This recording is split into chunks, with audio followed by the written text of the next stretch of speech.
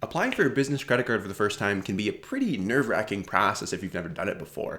But if you know the ins and the outs of the system, you can start churning through these things like nobody's business. At one point, I got approved for like 4 Chase business cards in the span of like 5 months, which allowed me to rack up a ridiculous amount of Chase points. So once you know what you should be doing on these applications, how to get approved for these cards, it's going to be a lot easier for you to progress along your credit card journey. So in this video, we're going to break down exactly what you need to do on these applications and show you step by step how to fill them out in such a way that you'll be able to get approved for any business card that you apply for. Plus, if you stick around until the end, you can tap the like button and find out the 2 most common reasons why you won't get automatically approved for a business credit card and what to do about those so that you will get automatically approved. So in order to make this video as effective as possible, we're going to dive into my computer and I'm going to basically walk you through step by step a credit card application for one of the more popular business credit cards. I've actually got 2 of these guys and show you basically the ropes and what you need to be doing to get approved for the card. So let's get into it. All right, so here we are on Chase's website and we're going to walk through the Inc. Business Preferred Credit Card. Like I said, I've got 2 of these guys. It's one of my favorite cards from Chase and they're quite nice. So we're going to apply as a guest and we're basically just going to walk through this application step by step. All right, wonderful. So they recently updated the UI on this. It looks pretty nice, to be honest with you. So at first, this stuff's all pretty straightforward. So personal info, you'll probably say you're the owner of the company. That's pretty straightforward. All this stuff is pretty easy. I mean, you know your name, you know your birthday. This is the first part where we're going to start to have some stuff to talk about. So with the tax ID type, you've got your social security or your individual tax ID number. 99% of people just do social security number. The individual tax ID number is if you don't have a social for some reason, then you'll do that. But the reason that they need your social number is because you're going to need to give a personal guarantee on this card. And I talk at length about what that basically means, why you have to do that in my video yesterday on business cards for beginners. So check that out if you're curious on why they need this. But basically what they're going to do is they're going to run your personal credit file. It's going to be a hard inquiry on your report. And that's why they need your social security number. That doesn't mean the card is going to report to your personal credit file, but it does mean that they need to run that to basically do this. All right, so that is that, pretty straightforward. Address, very, very easy. You know your email, you know your phone number. All right, now we're getting to another fun spot. So total gross annual income. Okay, so this is personal income. This is not business income. So here you're going to include basically any kind of income that you make as an individual. It also says here, if you're 21 or older and regularly use income from others to pay your bills, you can include that too. So if you live at home and say you don't pay rent, okay, you can factor that in to your income. So you can get creative with this. You can really, I would recommend diving into some of the Reddit posts about this and how to actually calculate your total gross annual income that you should use on a credit card application, because there's a lot of things that you can include that you wouldn't necessarily think of, but you want to keep this in mind because the thing about Chase in particular, and really all banks, is that they're going to have thresholds where they don't want to extend you more credit than they feel comfortable with. Okay, it's the job of the bank. You know, they're regulating how much money they're giving you. And so with Chase, the rule tends to be for personal cards, tends to be about 50% of your income. They're not going to go over that in terms of credit limit. So if you've got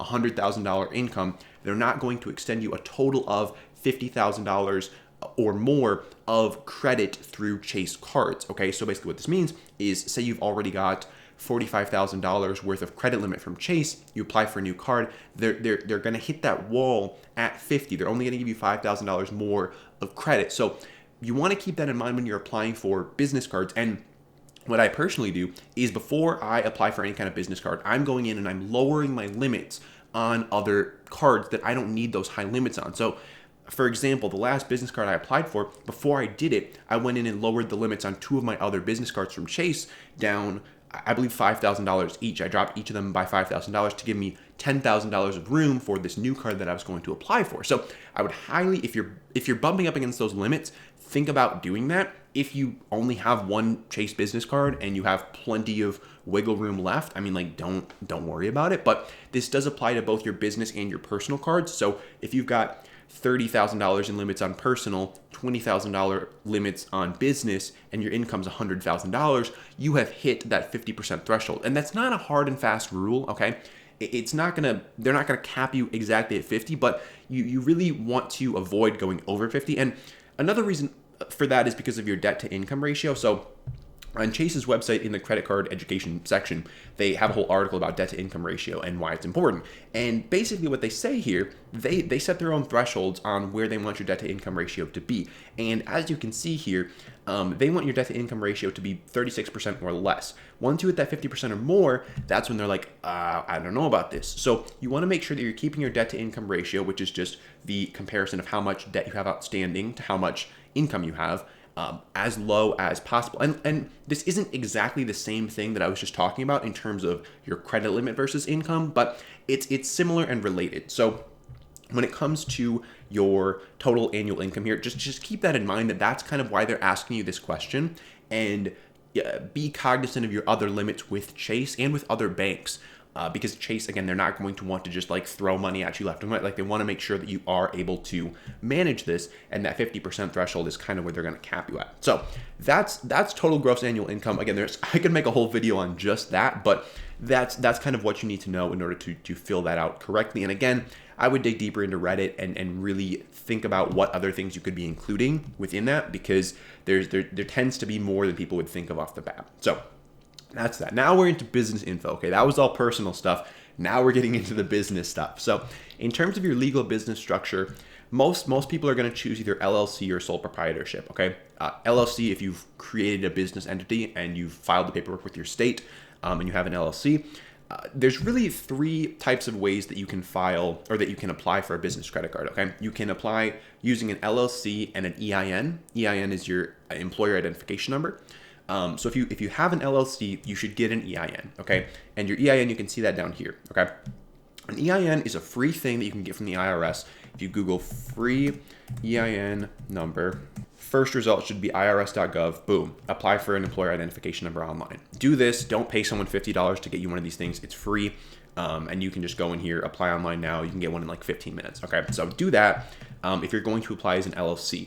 If you're going to apply as a sole proprietorship, at this point, you can choose whether you want to do an EIN or your social security number, okay? And there's pros and cons to each, but one thing that you can do, and one of the reasons why I have multiple of some of these business cards, is you can apply for one as a sole proprietorship. You can also apply for the same one as an LLC, okay? So keep that in mind. And with the sole proprietorship, you can also get an EIN for free from the IRS, but it's totally up to you. And the reason that you would want to do that is if you're trying to build your business's credit, then you definitely want to have an EIN in there. But if you're not really caring about that, if you just have a sole proprietorship that's like selling a couple things on eBay every year, like at that point you probably don't have to worry about it too much. But if you're running a real business, you should have it set up as an LLC and you should use an EIN. But if you're just kind of doing this to get the card, then you'll probably be fine just doing sole proprietorship and either an EIN or social security number. So that's that. Business legal name, you probably know what your business is called. If you are doing a sole proprietorship, just put your name. So just Apple,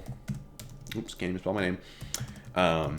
Just put your name and desired business name on card. If you want to change that at all, you can just leave it like that, or you can change it. But that's pretty straightforward. Like I said, EIN versus social security number here. We just broke that down. So I would recommend just getting an EIN because it's free and it takes like 5 minutes, but it's totally up to you on that. There's not really a lot of data that suggests that one is better than the other. If it was going to go one way or the other, though, I would assume that having an EIN is going to give you a little bit of a leg up in the grand scheme of things, but it's not going to be the make or break decision whether you're a sole proprietor and you go EIN or social security number. It's not gonna make or break the application. So address, pretty straightforward. Number of employees, this is pretty straightforward as well. Make sure you note this. It says enter 0 if you're the only employee. So if it is a sole proprietorship, you're going to put 0 in here. But if you have an LLC and you have actual employees, I wouldn't put 1099 contractors in here if you're hiring people and you're paying them either under the table or with a 1099. I wouldn't include that. I would only include this if you're paying people on W-2. But yeah, that's pretty straightforward there. Business phone number, very easy. Business established date. So just put the month and the year of when the business was established. In general, they like to see businesses that have been around for at least 2 years and have at least $2,000 in revenue. Don't lie on here, okay? Don't lie on here, but we'll talk about revenue in just a second. So actually, it's right here. So we'll talk about it right now. With revenue, you want to, okay, so you don't want to lie, obviously. You don't want to lie on any kind of credit card application, okay? I think that kind of goes without saying. But with revenue, one thing that a lot of people aren't aware of, first thing is that you don't need to be making $1 million a year. Okay, that's just not. You don't need to be have a huge business to apply for a business credit card. Okay, because banks know that if you're starting a business, you're going to want to separate your business and your personal expenses. So it's perfectly reasonable if you're just starting a new business to be applying for your business credit card. Now, it's not entirely as reasonable to be applying for like 8 business credit cards if you've had a business for like 3 months. Okay, so like you have to kind of think about these things in terms of like coming from someone's perspective who is not you and who is not trying to get a bunch of credit card rewards, like how justifiable is what you're doing. Okay, so in terms of revenue though, one thing that you can do is you can use your expected revenue for the current year. Okay, so you can kind of project things out a bit. And this was something that I wasn't aware of when I was first applying for business credit cards, but I called up the reconsideration line once and they were asking me about my revenue number, and they were like, oh, is this your projected revenue or is this your current year revenue? And I was like, oh, this is my current year revenue. And they're like, oh, all right. And I just didn't even know. And then I did some digging and I was like, oh, wow, I can actually put my projected revenue on there instead. So know that if you are just starting the business this year, you're just getting off the ground and you don't have any revenue currently, but you're expecting to have revenue as the year goes on, you can actually use your expected business revenue right there for the current year. Just something to keep in mind if you are getting this business off the ground for the first time. So keep that in mind.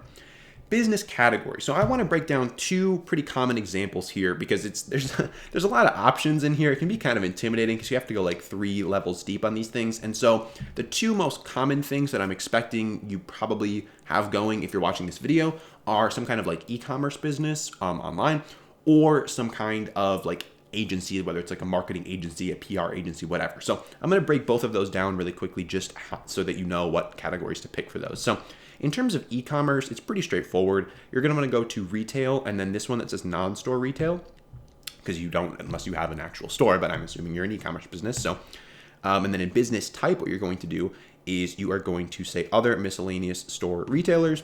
And then over here, you are going to say all other miscellaneous retailers X tobacco. So if you're not selling tobacco, then this would be the option for you. So that's e-commerce, pretty straightforward. In terms of like a marketing agency or any kind of agency, what you're going to want to do is go to professional, scientific, or tech services. Under business type, you'll go to, where are we at here? Business services, I believe. No, advertising and public relations services. And then in business subtype, you can get a little bit more detailed here. So whether you're an advertising agency, a media buying agency, a PR agency, they've got a lot of options in here. So whatever kind of agency you're working on, you can put that in there. Estimated monthly spend. Okay, this is kind of the last thing, and then we're going to dive into some of the reasons why you might not get auto approved for these things, what to do about those. So estimated monthly spend, it's a newer thing. They just recently started asking this on the applications. And what I would say is, first of all, there's not a ton of data points here, so we don't really know how this is impacting people for the most part, because it is relatively a new addition. But what I would say is definitely err on the lower side. Okay, so don't anticipate you're going to be putting all of your business spending on this card. Like, anticipate that you're going to be putting some of it on there, but not all of it, because just coming from their perspective, okay, they don't want to see that, like, oh, this person's trying to spend $10,000 a month on this credit card and we were only going to give them a $5,000 limit. Probably not going to work out super well for you. So I would say keep this low. And again, the name of the game here is getting approved for the card. You don't necessarily have to get approved with a super high limit, because that can come with time. But the objective of the application is to get approved, not to get approved with a bazillion-dollar credit limit. Okay, so I would just estimate this as low as you can, because you can put expenses in other places. So in terms of employee cards, I always just say no, but if you need employee cards, you can do that. Now that's going to wrap up the application here. There's not really too much else you need to know. One thing that I did want to point out, though, is in the certifications down here, one thing that is in their terms and conditions, I know nobody reads these, but one thing that is in here is that you are only using the card for business purposes and not for personal purposes. So obviously, I totally recommend splitting up your business and personal expenses, but just know that if you do put personal expenses on your Chase business credit card, you are in violation of their terms, and they can say, well, you're in violation of our terms, therefore we can do whatever we want. So just keep in mind, if you are going to be putting personal spending on a business card, you are probably violating the terms, and there could be some negative consequences there.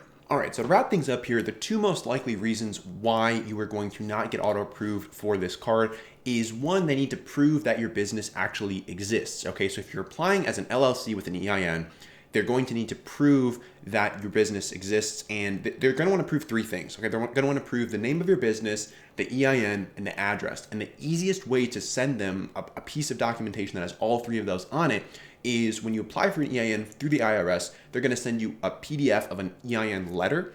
That letter is going to have your business name, address, and EIN all on it. Super, super easy. Otherwise, you could send them like a utility bill or something, but like, I mean, if you don't have a physical office, then you probably don't have a utility bill. So the easiest way is going to just prove your business exists through having that EIN letter. And when you call Recon, basically, and I'm going to drop a whole video on calling Recon, but when you call Recon, that's what they're going to say. And then you can typically just fax it to them. And I know faxing, like, what is that? But there are a number of websites where you can just fax things for free. And so sign up for a free trial on one of these websites, fax it to them, and then you'll be good. So I've done that a couple times, but you might need to fax them a proof of your business existing.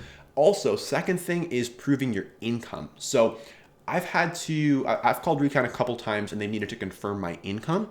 And the times that I've talked to them, I haven't needed to provide any documentation of income. So they really just want to kind of clarify and hear you say that you are making what you said you're making on the application. So they'll basically just say, oh, we just wanted to clarify this piece of information with you. And they're like, what is your annual income? And you'll just say whatever you put on the application. And they'll ask you, is that your current, like last year's income projected for this year? Or like, what is that? And then you'll clarify, and then they'll say, okay, great.